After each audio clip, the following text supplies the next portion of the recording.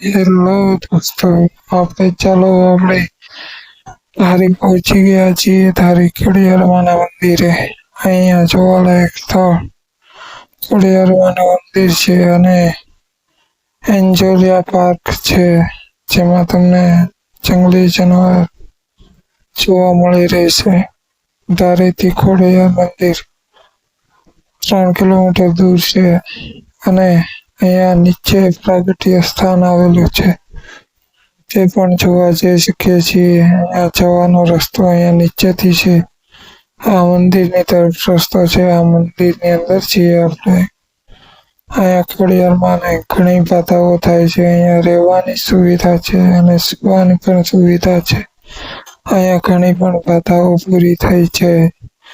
અહીંયા જે કોઈ આવે છે તેનું મગજ અહીંયા શાંત થાય છે.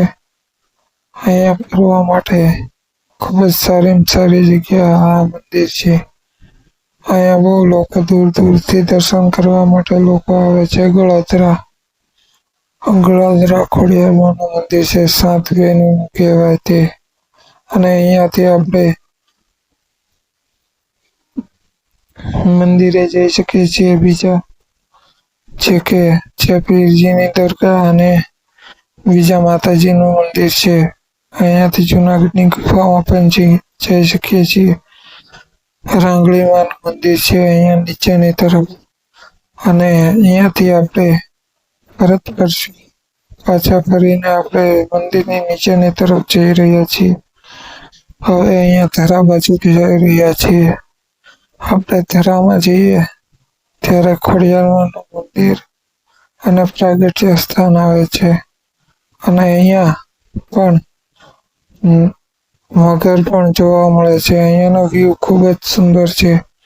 અહીંયા એક બાજુ પાણી છે અને એક બાજુ ડુંગરાળ વિસ્તાર છે. અહીંયા તમને ખૂબ જ મજા આવશે ફરવાની. જો ટુરિસ્ટ હોય તો અહીંયા મજા આવે, પણ આપણે ફેમિલી સાથે ગયા હોય તો આમાં મજા છે. આમાં માતાજીનું પ્રાગટ્ય સ્થાન આવડું છે ખોડિયારમાં. અને અહીંયા પણ ખોડિયારમાંના મંદિરે ઝાડવે ઉપર અહીંયા ફોટા બાંધ્યા